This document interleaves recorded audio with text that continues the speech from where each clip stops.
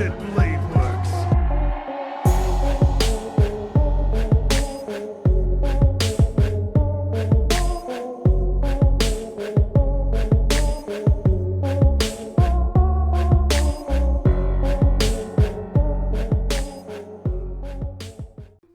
What is up, you guys? This is Silverfang, and today I'm back with another one. So this is part 2 of the Gilgamesh explain video that I did yesterday. So that video was pretty damn interesting, man. I really like the story. And a quick thing, so before I get started with the video, and honestly, I didn't think I would have to say this. Well, before I get to that, so my family's staying here for a couple of days, so if you guys hear some background noise, that's probably them, you know, going about their day. But yeah, so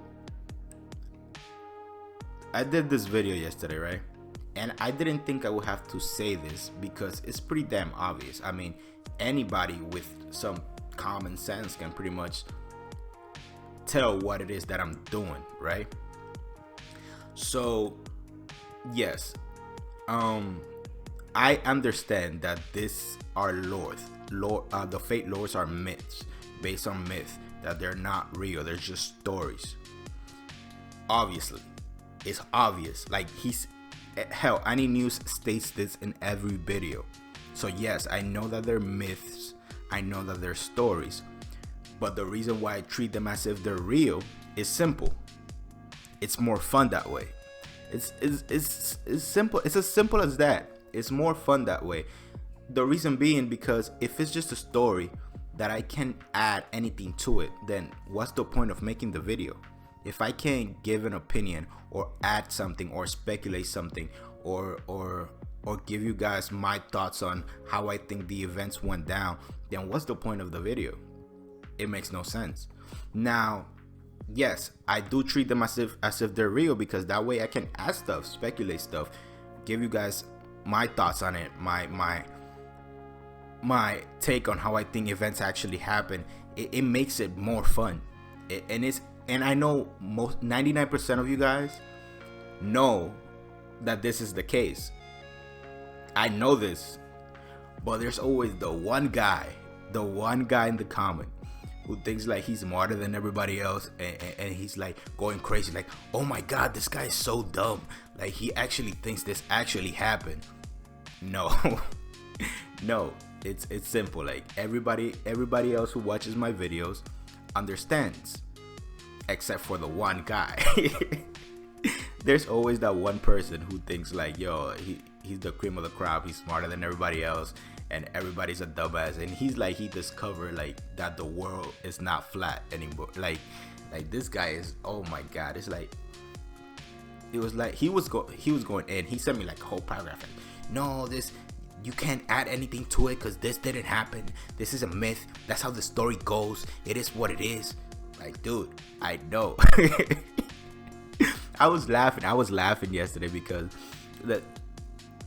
it's funny. It's funny to me. It is funny to me. Like, isn't it obvious what I'm doing here? Like, it should be pretty obvious, but I guess I'm gonna have to say this in every lore that I do from now on, just because, you know, it is what it is. So before we get started with the video, if you see in the corner, please help me out. 200 subs by the end of the month. We're almost there. Yesterday I gained like 10 subs. So I was surprised. So we're at 193 right now as I'm recording this. So we're almost there. 7 more to go. So please help me out. And without further ado, let's just go right into the video. Imagine a world where Gilgamesh actually decided to go all out in a fight for once, setting aside his arrogance and facing his opponent with every weapon in his arsenal and every ability at his disposal. Now, that would definitely be something worth seeing. Hell yeah. However, in the anime, we never quite see Gilgamesh's full potential, since he's always operating under the assumption that he's the most powerful being around. And in the 4th and 5th Holy Grail War, that statement actually bears some truth. But because of his egotistical personality, he often finds himself in rather tough positions that he ends up losing to, like this right here. So let's take a look at how strong just because really he thinks he's the best, he ends up losing to people that he has no business losing to. His power.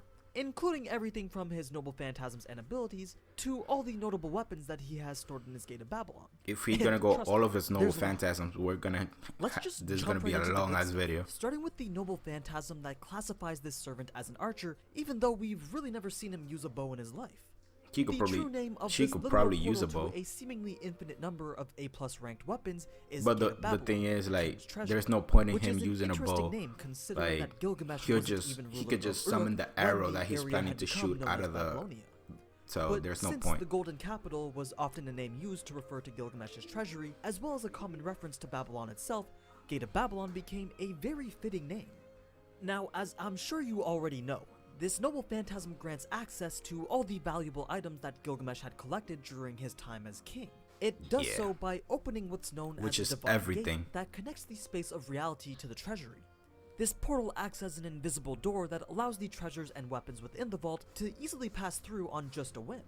They can be summoned directly into his hands, though that's rarely the case since he instead would rather use them as projectiles and fire multiple at a time through the air like an omnidirectional Gatling gun that shoots different sized bullets with unique qualities every single time. Thus classifying him as not only an archer, it's crazy how OP strongest arrows. Gilgamesh is. The true extent of this ability is determined simply by how serious Gilgamesh considers the fight. I wonder who would win in a fight between him and Karna. Most often, the gate he uses is very small, firing few weapons at a time, sort of just as a playful usage of the ability. But when up against a strong opponent like Heracles, the gate becomes wider and he can fight with up to hundreds or even thousands of weapons at a time. The weapons can then be returned to the vault at any time and even reused instantly should he choose to. But yeah, so one of you sent me an image where he actually used like everything that he has. It was like, the numbers of openings in the portal was insane. These weapons were launched at a speed of Mach 10. I mean, that's only 12,348 kilometers per hour, which should probably generate enough force to parry an attack from a jacked up demigod with 11 lives. 10. But being able to shooting noble phantasms at Mach 10 is insane. Since each one is different and often a noble phantasm in itself, they likely have unique abilities apart from the massive explosions that they generate on impact. So if you didn't want to get messed up by some random side effect of a weapon he just threw at you for shits, then it'd be in your best interest to just dodge them instead. Yeah. Dodging, however, is also very unlikely, because it's Mach 10. Can be freely deployed pretty much anywhere. And they can be thrown from any direction. He can just as easily completely surround his opponent with portals and create an inescapable omnidirectional barrage of death. It's also said that if he really wanted to play with his opponent, he would just spawn a random weapon into his hand and attempt some good old hand-to-hand combat, so long as he thought he was the better swordsman at least. Though it's likely that quite a few Gilgamesh thinks he's the better everything. Take him on in hand-to-hand combat, since Gilgamesh is more of a jack-of-all-trades, master-of-none type, and every other lancer, saber, or archer servants are ones who have mastered a single weapon to its utmost limits. Yeah. But more on his combat ability later. Let's talk about what's actually inside the vault. In order to gain access to the vault, you first need the key. The key is called the Key of King's Law. Yeah, I remember that. It's a creation from Gilgamesh's time as ruler, intended for the sole purpose of unlocking the gates deep within his golden capital. Its shape is constantly changing, and it can only be handled by Gilgamesh himself. Though Gilgamesh just discarded the key because he sees no use for having it around, and knows no one is foolish enough to attempt to steal from him. As for the contents of the vault, he's stated to have collected all the treasures to have ever existed in the world during his lifetime, lacking absolutely nothing. I mean, it's not hyperbole when he says he collected all the treasures of the earth. Apparently, the number of treasures within continue to increase even to this day at such a rate that even Gilgamesh doesn't fully know how much is within it. It has weapons, technologies, books, and even games. As an example of how I'm telling you, like, this guy has PS35 in there, iPhone 23, Xbox 35, like, he has everything in there. Within the vault. But here's where things get interesting. Gilgamesh was the first hero. His collection of treasures, which included weapons and books and technology, served as the origin of human wisdom. The only things that could be missing from the vault are items that are produced by entities not of the human race or of extraterrestrial origin. So since this is the case, that means that all other weapons that serve as noble phantasms to other servants were derived from Gilgamesh's collection and therefore exist within his vault. They're not known as their named versions though. They're actually nameless and referred to as the original prototypes. So Gilgamesh, in fact, contains the prototype for every noble phantasm Every single noble phantasm, bro. Since they were originally derived from his initial treasures. Of course, noble phantasms like Heracles' God Hand, which was this guy's just crazy, bro. Legend, is one that Gilgamesh can't obtain. Then the existence of a weapon in the vault like Karna's Vasavi Shakti is completely unknown to Gil since it was never actually used in Karna's legend.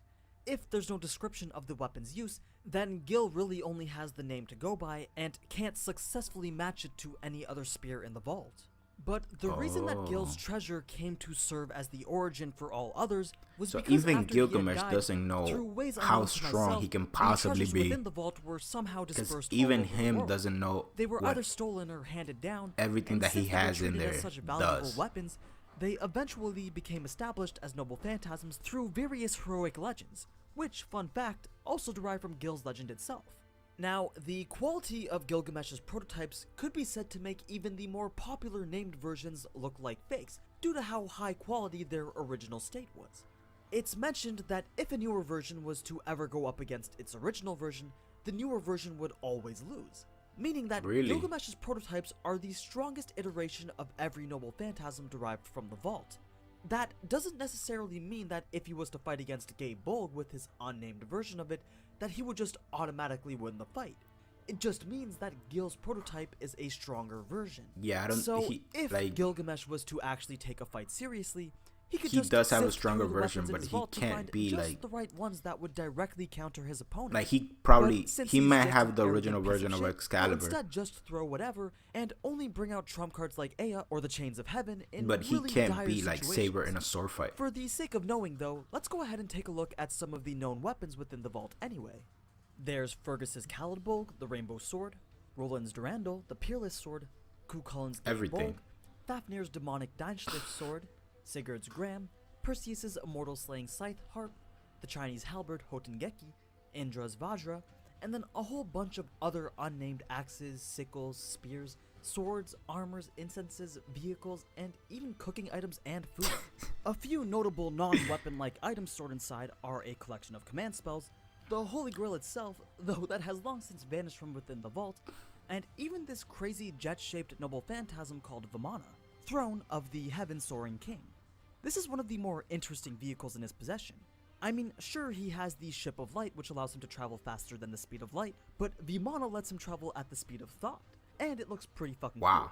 It uses solar crystals along with quartz and mercury as fuel to bypass the laws of physics and travel at impossible speeds. It's a ship immortalized through 2 Indian epic sagas which recounted a golden and emerald arc loaded with various guns and ancient nuclear warheads, as well as equipped with optical camouflage, communication interception devices, laser beams, and even bioweapons. No disrespect to the creators of this legend, but it's almost like a 5-year-old came up with the design for this and filled it with I was just thinking that, bro. At the time. Anyway, then he has the Potion of Youth from his legend, which, as you already know, returns the user back to their younger self. Apparently, it returns you to the form of a child, and that in itself not only alters his appearance, but also his personality. Although the memories from his older self remains, his younger self can't really comprehend the older's actions, and there forms this disconnect between the two of them. It's assumed that this potion was used to allow himself to blend in during the 10 years of off time after the Fourth Holy Grail War. Though if the time ever came for real, because he didn't get older, at full so strength, he could forcibly reverse sense. the effects. That being said, Gilgamesh does have a couple of go-to weapons, and they are Ea and Enkidu. Enkidu, Chains of Heaven, being named after his best friend and all, is classified as his most trusted noble phantasm. It's a weapon crafted by the gods with the purpose of binding the gods, making it one of the few anti-divine weapons that grows stronger with the more divinity that an opponent has. But that can also act as a double-edged sword, since an opponent like Saber who has no divinity whatsoever would just be up against regular chains that could be broken out of with just a little bit of effort. Though there is also a limit to the buff that it gets against those of divine origin, since Heracles was able to move around quite a lot after getting completely binded by the chains, and he himself but Heracles is half god. Though it is technically just one long chain, multiple sections of it can be summoned at a time, allowing for binding around various parts of the body. He goes for complete immobility when he wants to bind his opponent, and can attempt it a seemingly infinite number of times since there never seems to be a limit to its length when he uses them. It can also bind the very space it takes up, nullifying all magic in the area. Then there's his Sword of Rupture, Ea, the most powerful noble phantasm within Gilgamesh's treasury. The best fucking weapon ever, bro. Ever. A sword that's unique to Gilgamesh's existence and never passed down for future legends. Though calling it a sword isn't technically correct, since it was an item that existed before the concept of a sword was even invented. It's designed with a cylindrical drill-like pillar split into 3 rotating segments that represent the heavens, the earth, and the underworld, which when combined together form a representation of the universe itself. Ea was simply a name that Gilgamesh chose for it, most likely as tribute to the Mesopotamian gods of earth and water. In actuality, it's a nameless creation of a god from long before humanity's existence, which then crystallized into form at the beginning of the world. A one-of-a-kind divine construct that even Shiro's unlimited blade works can't duplicate. A sword that knew the world before Genesis, making it the first memory of life that can only be shown when someone gazes upon it. The true formation of the world as it happened and as it was witnessed by this divine weapon. But what exactly does this noble phantasm do? There's actually an ability attributed to it that Gilgamesh needs to call by name in order to activate it. It's called Enuma Elish, the star of creation that split heaven and earth. As the 3 cylindrical sections of the sword begin to rotate, the resulting winds create a spatial severance. You see, these aren't just your normal winds. They're described as compressed and intertwined stratifications or layers of wind that turn into gaps between space and time, which result in an undefendable attack that tends to destroy everything in its path. There are various levels at which this attack can be activated, which tend to reflect how serious Gilgamesh is taking the fight. Though even the most held back versions are enough to completely surpass an attack from Saber's Excalibur. So we essentially have this primordial sword that creates winds that tear the very fabric of space. Anywhere the winds cut, a void of nothingness. What is that? Whether it's the ground of the earth or the very sky above. And that newly opened void will begin to swallow up its surrounding area, creating a vacuum as it attempts to reenact Genesis. The voids are said to show the truth of the world, and reveal the mystery of creation itself, the beginning of life, until all that's left is a vacuum. But yeah, you can see how the type of attack that this noble phantasm produces could easily destroy the world Ryder's reality marble created. Hell, it could even destroy the world itself if Gilgamesh really wanted it to. Anyway, those are his main noble phantasms. As for his other skills, though not nearly as strong combat-wise, they're still beneficial to Gilgamesh's build per se. First up, he's got the highest rank of the skill Golden Rule, which measures how likely he is to gain wealth during his lifetime, meaning that he will never be in a negative financial situation. I wish I had that skill. Will always find its way to him. This skill played a great role in helping him add every single treasure in the world to his vault. Then there's his charisma skill that allows him to command an army and build an empire with great confidence. He also has divinity, which technically should be the highest rank since he's 2/3 god, though this rank is actually decreased due to his disdain towards the gods during his lifetime, especially the ones that killed Enkidu. He also has independent action, which gives him a lot of self-sustainability, as well as clairvoyance. Oh yeah, because he's an archer. Phantasm Shah Nakba Imru, the omniscient, omnipotent star. This is Gilgamesh's mentality converted into a continuously active noble phantasm that allows him to determine servants' true names, noble phantasms, and power levels at pretty much a glance. Oh yeah, I have forgotten about that. Magic and even quickly determine the most optimal move in any situation. It damn near borders on the ability to see the future because he can also see the outcomes of a situation through parallel worlds. So overall, Gil is just a walking powerhouse. His collection of noble phantasms make it almost impossible for anyone to counter him, as he could just quickly assess the situation and determine which weapons work best when. But the thing is, he just doesn't. He will rarely, if ever, get serious in a fight, and as I said in the beginning, that is most often the root cause of his defeat, refusing to even use his Shumper Ea against anyone that he deems unworthy, which is pretty much everyone. He could probably find some pretty devastating prototype noble phantasms in his collection too, though he would never actually think of using them for what they're actually worth. So his potential to be the strongest servant is definitely up there. but he'll never be the strongest, since you first have to fight like a champion to be the champion. Yeah. And that, everyone, is the Fate version of Gilgamesh. The next poll should be up on the community page. Damn, that was a long one. That was a really long one. That you want covered next. Also, feel free to join our little Discord community where we mainly talk about Overlord and Fate right now. And feel free to also follow me on Twitter, because why not? But as always, thank you so much for watching, and if you enjoyed this type of anime content, then you already know what to do. So, until next time, ciao.